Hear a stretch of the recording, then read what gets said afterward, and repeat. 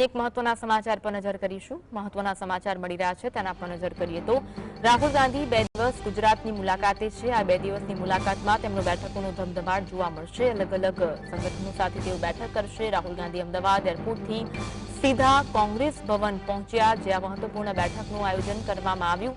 કોંગ્રેસ ભવન થોડું રોકાયા બાદ શાહીબાગ સર્કિટ હાઉસ તેઓ પહોંચ્યા હતા। દિવસભર તેઓ કાર્યક્રમમાં વ્યસ્ત રહેશે। એઆઈસીસી સહિત ગુજરાત કોંગ્રેસની બેઠકનું પણ આયોજન કરવામાં આવ્યું છે। રાહુલ ગાંધીની અધ્યક્ષતામાં મહત્વપૂર્ણ બેઠકો આજે યોજવામાં આવશે। કોંગ્રેસના 150થી વધુ નિરીક્ષકો સાથે બેઠકનું આયોજન કરવામાં આવ્યું છે। આ બેઠકમાં મિશન ગુજરાતને લઈને ખાસ રણનીતિ ઘડવામાં આવશે।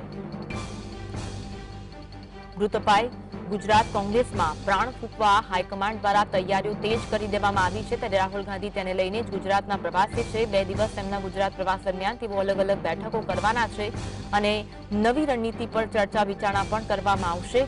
હાલમાં ગુજરાતમાં કોંગ્રેસ જે મૃતપાય અવસ્થામાં છે, નવો પ્રાણ ફૂંકવા માટે રાહુલ ગાંધી ગુજરાત આવ્યા છે। કોંગ્રેસ ભવન થોડું રોકાયા અને ત્યારબાદ શાહીબાગ સર્કિટ હાઉસ પહોંચ્યા અને હવે બેઠકોનો ધમધમાટ જોવા મળશે।